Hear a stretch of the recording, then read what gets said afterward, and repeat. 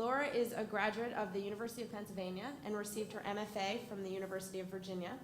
Her excellent writing has led to her receipt of numerous awards, including a Henry Hoynes Fellowship, a Tennessee Williams Scholarship, and an AWP Intro Award in short fiction. This week, she's also a guest blogger at powells.com, which is a pretty cool site if any of you haven't checked it out. So if you enjoy her today, you can read more about her later.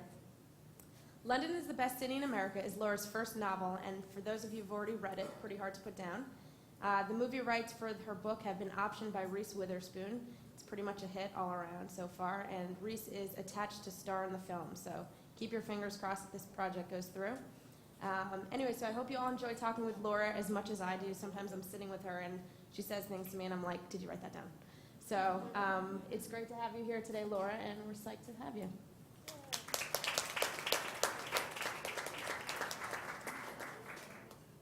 Thank you for that nice introduction, Courtney. I would take offense to the ESPN thing, but it's really true. I was just in New Mexico giving a reading, and I walked into a bar, and the World Cup was on. I'm like, what's this? I had no idea what was going on. Until I found out that apparently the Italy coach picks his players based on their astrological signs. So he had no Scorpios in the lineup, only one Leo who he was skeptical of. Then I'm like, I want to watch. I want to see what happens. I'm just going to read a little bit from the beginning of the book and then answer any questions you all have. Let's see what you might need to know. Okay, our narrator, Emmy, has left her fiancé in a hotel room 3 years before and is coming home for the first time for her brother Josh's wedding. And that's where we pick up with her. She's home for this first trip in 3 years. And they're watching the fireworks. Here's the thing about going home again. You don't always know what you'll remember. And still, it was starting to seem to me that if you paid close enough attention, you could sometimes predict the moments that were going to turn out to be important, the moments that would stay with you. There had been a dozen times over my childhood that I had gone with my brother Josh to the Scarsdale pool to watch the fireworks on July 4th. If you wanted to watch Independence Day fireworks in my hometown, there weren't a whole lot of other options. But tonight, from the moment we arrived, it just felt different. We were sitting in our usual spot on the hillside, looking down over the main pool, a little outside of the main crowd, when everything started moving into this bizarrely sharp, almost etch focus. And suddenly I felt oddly aware of how clear the sky was, how blonde and happy the family on the blanket next to us was, how everything was bright and fluid even while it was happening, already existing closer to memory than to reality. It was like a warning shot that something intense was coming. And even though I had been the one to suggest going to the fireworks, part of me wanted to suggest we leave, get out early, and beat the crowds to the parking lot, that we head home. Because given the right set of circumstances, given an intense moment, those things can mess with you. Fireworks and clear air and happiness can make you think the world is the way it isn't, can make you say things that on another night you wouldn't say, that my brother Josh would never say, such as, I'm not sure I'm doing the right thing. You know, getting married this weekend. I turned and looked at him in disbelief. He was staring straight ahead, taking a bite of his hot dog. It was enough to make me think I'd imagined what I heard, that I'd made it up. I mean, who would eat a bite of hot dog right after saying something like that? A crazy person? My brother wasn't crazy. At least I hadn't thought so. But then it happened again. Emmy, he said, using my name this time, emphasizing the M sound the way he liked to do, turning my name into one small letter. Are you going to just pretend you didn't hear me? You were chewing, I said. Not until after. Don't ignore me. One of the first things my brother ever taught me was that you had to ignore everything you weren't ready to deal with. It was your only shot of keeping it at bay. Like the first day of school, for instance. This was his favorite example. If no one talked about the first day, if no one planned it or agreed to it or worked toward it, he'd say, it couldn't happen. How could it happen? What a little genius he'd been. If everyone had just shut up about school starting, it could have stayed summer forever. I put my hot dog down, wiping my hands on my jeans. I'm not ignoring you, Josh, I said. I'm listening. Because there might be a problem here, he said. I love Meryl and everything, but there might be a big problem. In demonstration, Josh made a big rectangle sign with his hand, his hot dog in one of them, a large Coke cup in the other. The little girl from the blonde family was staring at him. I wondered what she thought she saw, this child man in his dirty baseball cap, white button-down shirt, bare feet. My big brother, best friend since birth, childhood hero, huge baby. He was going to be 31 next month. In less than 72 hours, he was supposed to be someone's husband, someone who I really loved. Does this problem have a name, Josh? I asked. He was quiet for a long minute in which I got to imagine that my instinct was wrong. Maybe this had nothing to do with another woman. It would be easier if it didn't. I figured he'd be more likely to get married this weekend if it didn't have something to do with that. Elizabeth, he said, and my heart dropped. I could feel it, the hollowing out of it, until it filled my whole stomach like a drum. Elizabeth, I said. Elizabeth. Yes, Elizabeth. I couldn't look at him, not when he wasn't looking back at me.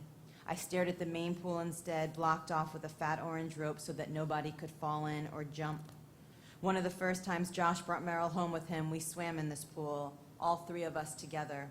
She was wearing this backless green bathing suit that revealed a thin line of freckles right along her spine. I was only 16 years old. I'd never seen anything like that. She has no idea, does she? I said. Meryl? He shook his head. No, I don't think so. Are you sure, Josh? I'm pretty sure, he said. I didn't know what to say then. It all felt too crazy. I was supposed to be Meryl's maid of honor on Sunday. I had a long blue dress with thin straps. I had a pearl necklace I never would wear otherwise. I had white lily hairpins. Josh was the one that had encouraged all of this. You want pizza, he said. I want to get a slice of pizza before we leave, and another soda. I looked at him like he was crazy. Do you think the snack bar is even open still? I think it could be. Then he stood up. I shielded my eyes against the night sky, staring at him. I had a million questions to ask, but none that I wanted to hear the answers to. What, Emmy, he said. I just want to know how you can be so sure that Meryl doesn't know. How can you know that? Didn't we just cover this, he asked. There was an edge to his voice. My brother wasn't good at disappointing people, which I could already guess was at least part of the reason that he was in the position he was in now. He couldn't tell anyone no, even when that was exactly what was needed. I'm just trying to understand, I said as he sat back down. Which part? How you got here. He didn't say anything but lay all the way back on the grass, covering his eyes. Come on, I said, swatting at him. Go get your pizza before the thing closes. He shook his head. I don't want it anymore. You don't want it anymore, Josh? No, he said. What do you want? I asked him. He wouldn't look at me. Something else. So that's the beginning. I only read for very short because whenever I go to readings and people read for long, I'm like, really? Oh my gosh, I really not only don't want to read the book now, I don't ever want to see you again. So that's just the first couple of pages. And I'm happy to answer any questions, though, about writing the book or the movie stuff or anything else.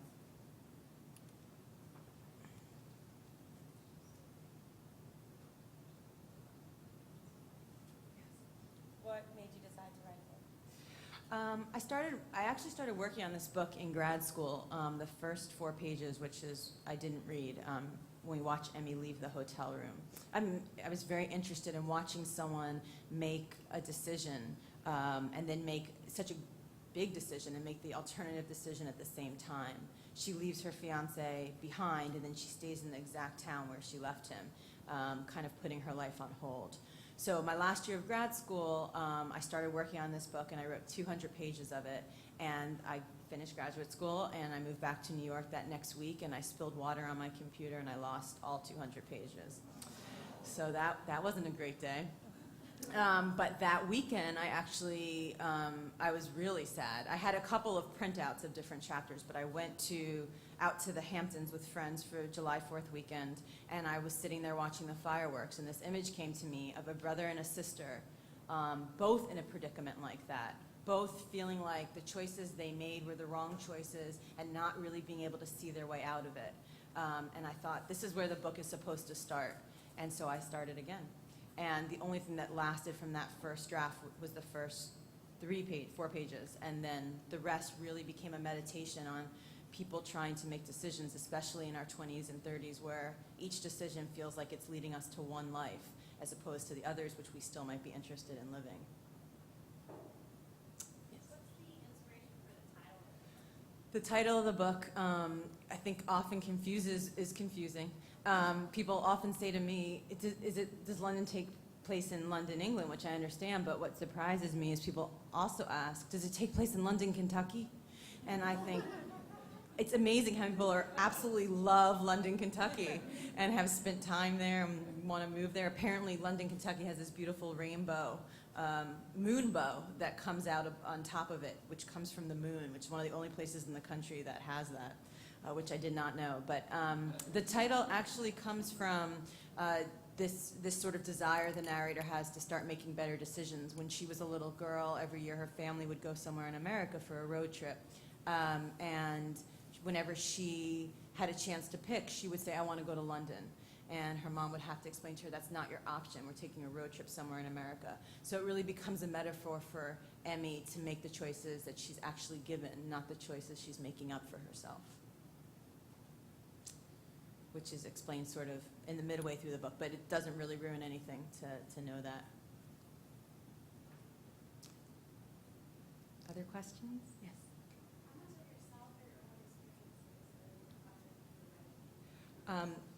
How much of yourself is reflected in my own experiences is reflected in the writing? I say a great deal. In fairness, it's definitely not an autobiographical book. My poor older brother did not almost get married. Bless his heart. I've gotten emails from like 3 of his ex-girlfriends, like, is this true? I saw this coming. So it's not based on him, and we never had a weekend like that, but it definitely came from my experiences of having trouble making decisions, and from people I really cared about leaving themselves in situations that looked really uncomfortable to me, staying with someone they really didn't love, staying in a job that really wasn't the right fit for them, because it's really scary to make big changes, and it also feels impossible to make big changes if you don't know what you want. So the book started with sort of thinking about that stuff and also trying to figure out for myself how to be a little bit more decisive. And yeah, so there's definitely me in there. And I think people who read it and know me definitely hear my voice in the narrator. But most of the actual plot points are fictionalized. It's funny though, because I've noticed this too, that people often say, see themselves in characters that don't exist and don't see themselves in the characters that might be most like them. Not so much even for this book, but I wrote a story called London is the Best City in America before this came out. Apparently I just put that title on everything.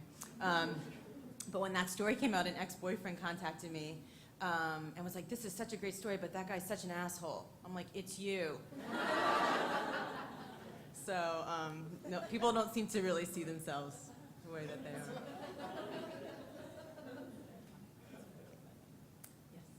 Are you writing more right now? And like, what kind of things do you see yourself writing? I am. I'm working on my next book right now. It's supposed to be done by December. We'll see if that happens. It takes place in Montauk, New York, and it starts with the hurricane of 1938, which separated Montauk from the rest of Long Island. But it takes place primarily in present day, but we open there. And again, it focuses on relationships and family. I'm really interested in the idea of how we frame things in our lives, and watching the little cracks that make those things fall apart that seem so sturdy. So it kind of takes a look at that again, whereas this next book isn't really about choices. It is sort of about it takes a hard look at independence in a different way. So I like the next book that I'm working on. I'm also writing a lot right now of like personal essays. I have one coming out in the New York Observer next week or the week after. And I have one coming out in Self magazine, actually, about having my author photo taken, which I hated. If you like the way it looks, I'm a little bit drunk, as an inside note, because I was so nervous sitting there that it was 11 in the morning, and she was like, how about a drink? I'm like, how about 2? So the story behind that. So I'm writing a lot of personal essays right now, too, and working on that next book. Yeah. Are you working on the screenplay? I'm not working on the screenplay. The screenplay is actually completed. It was written by a woman named Gwen Laurie, who wrote Charlie and the Chocolate Factory and The Man Who Ate a 747, which is coming out. She's really smart, and people keep saying to me, aren't you nervous what they're going to do with your book? I'm like, bring it. Bring the movie. That sounds really fun. It's sort of a weird thing to read your book being adapted. Because in some scenes, the scenes that were weirder for me to read were the ones that seem very similar. Because I'm like, whoa, I know those words. But she did a great job, and everything seems to be moving ahead, and it's exciting to have a star attached who wants to play the lead. And so we'll see. Right now they're in the middle of finding directors. So,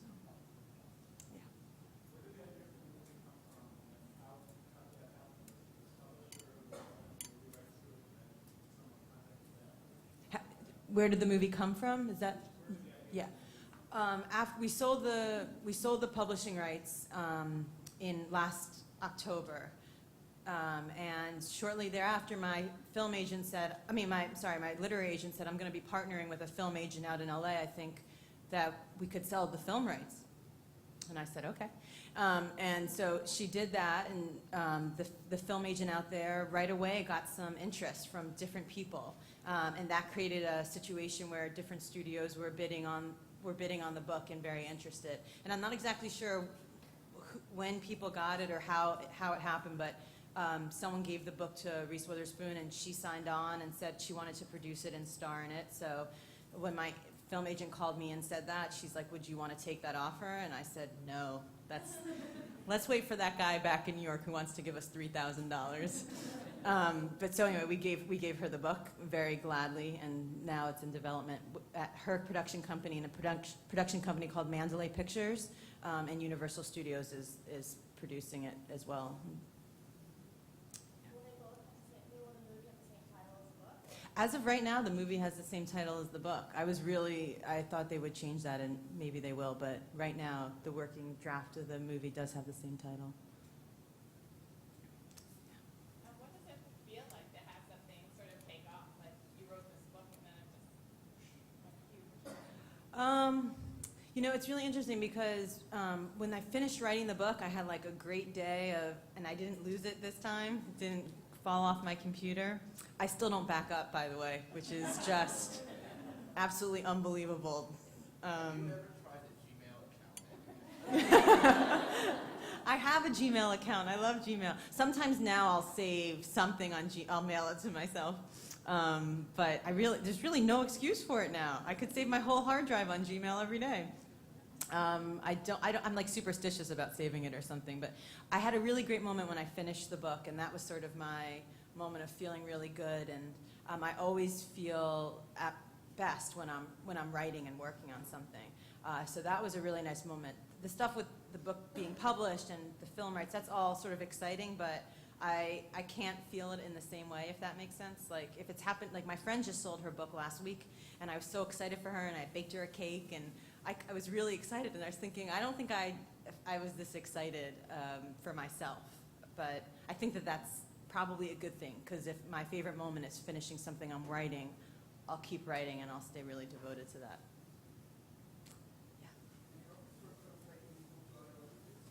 Are they translating into other languages? Yeah, so far we just sold the Italian rights, so it's going to be coming out in Italy in December. And I don't know if they've sold anything else yet. I don't think so. But I'm going to go to Italy in December. What's a typical day like for you? How much writing do you get done? I write, and I'm going to tell you because it's such a great coffee shop. They have the worst food, but it's okay. I write at a place called 71 Irving, which is on Irving between 17th and 18th. So if anyone's down there at 8 a.m. and want to say hi, I'm always looking for a distraction. And I write from about 8 in the morning till 1 in the afternoon most days, sometimes 2 in the afternoon. I feel really bad that I just said their food's really bad. It's not. It's just so expensive. Like their cupcakes, and I'm not kidding, are $3.90.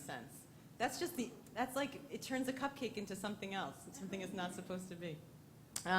So I write there from about 8 a.m. to 1 p.m., and sometimes if the day's going really well, I'll take a break and come back at night. I do most of my writing there. I also belong to something called the Writers' Room on Astor Place, which is a collective of screenwriters and fiction writers, and I have office space there.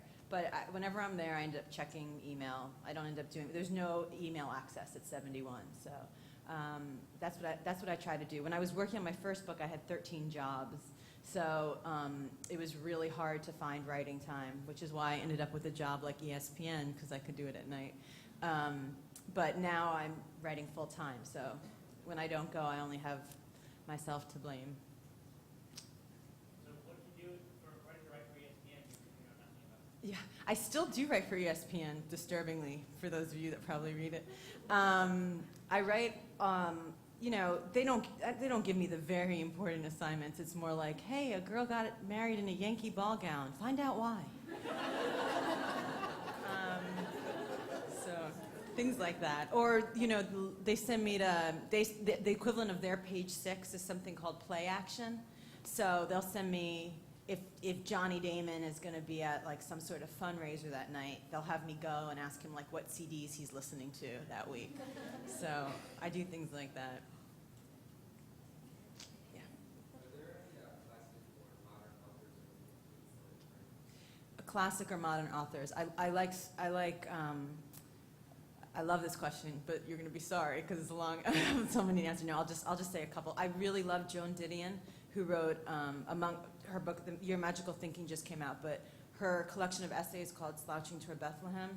I think I must have read it, you know, literally 100 times. I love that book. I get a lot of inspiration from weird places like essays, such as that one. I love Charles Baxter's The Feast of Love and his essay collection, Burning Down the House.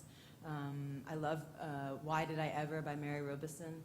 And, you know, The Great Gatsby is my favorite older time novel, classic novel. And I love Jane Austen. So those are a few. I also get a lot of inspiration from music. I listened to the same song on repeat the entire time I was writing the first book, which makes me sound nutty, but it's a great song. It's called Call Me on Your Way Back Home by Ryan Adams, not Bryan Adams. And for the second book so far, I've been listening on repeat to Carolina by M. Ward. But there's a reason for it beyond the fact that I love music so much, which is that it keeps me rhythmically in the same mind frame each time I sit down, especially with a book that takes place over a weekend. It took me a year to write it. I wanted her to always feel like we were moving from moment to moment. There was never a lapse in time. And staying with the same song always got me back into that same space. So I listen to a lot of music often when I'm working and before I'm working and all the time, pretty much. I was like in college, like far before the iPod was a cool thing. I had like that clunky Walkman that I carried along with me everywhere I went. So I don't know why I'm so proud of that. I always say that like everywhere I go, and everyone's always like, "Great, congratulations." Maybe there's one or two last questions. What do you do when you get stuck on the plot?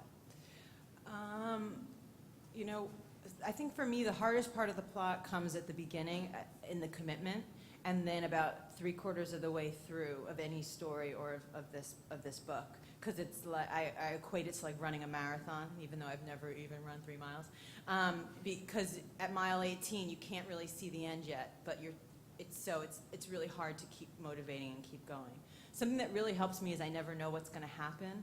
So it's always a sense of discovery for me. I'm always just trying on new things. So I let myself have some freedom to try something that I know the character's not going to end up doing. Just writing a couple of scenes that way. And sometimes it will free something up. It will like set something loose so I do know where the character needs to go. I often don't have a lot of trouble with getting stuck in sort of the traditional way of like I have nothing to write today. I get stuck in that I don't go, like I won't show up for work because I'll sense that it's going to be a bad writing day. When I actually commit and make myself go and sit down and put in the time, it tends to come after a while. I think I got really good writing advice in grad school, which is that like your only responsibility is to show up and sit there. And if you do that every day, the work will keep coming. So. How many rewrites did you do? Do you feel like you did it once and you felt good about it, or how often were you rewriting things? I rewrote it. I probably rewrote this book. I mean, I couldn't even wager a guess so many times. I wrote the first draft straight through, and that took about after I lost the 200 pages, that took 6 months to write the draft straight through. And then in the next 6 months, I rewrote huge, huge parts. Just as an example, the narrator is a documentary filmmaker. I didn't realize that until I finished the first draft. In the first draft, she was something else. And so I realized that by the way she gathered facts and the way she talked about things and how visual she was. That involved me going back in and revisiting the entire book with that consideration in mind. So a lot of drafts. I always think the first draft you just have to get out so you know you can do it. Rick Moody, who I also really love, has this great quote about writing, which is that if you can't get to the end, you have no business being here, which I have over my desk. And so I always think just with the first draft, you just got to get to the end of whatever you're working on, and then you can go back and see how things come together, see how the last sentence informs the first, and so on. I really believe that a good book, the whole book can be encapsulated in that first sentence, and any sentence within the book can really hold something that resembles the rest of it. Yeah.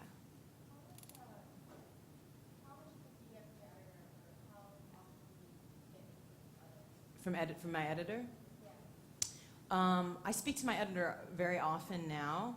She probably did 2 major revisions of the manuscript. And by major, I mean she was very cool. I always wanted to work with her in that, since I was younger, because I admire so many of her writers. But she doesn't make you do anything. She asks questions. So she didn't come back to me with like a whole manuscript with red pen, which I was worried about. She more said, these are some questions I have. Let's think together about how to answer them. I would like to see more of Matt here or more of Berenger here. What do you think? And so it really let me go back and do another draft. So we did that 2 times. And then she went away. She went on sabbatical to England. So they gave me a new editor who's like our age and is really cool and fun. So we talk all the time, but like sort of about like Tom Cruise, you know, like nothing. Where's that baby? So anyway, so yes, I talk to her a lot. So I have different relationships with both my editors, but we talk all the time. And she's a wonderful editor too, so we talk all the time.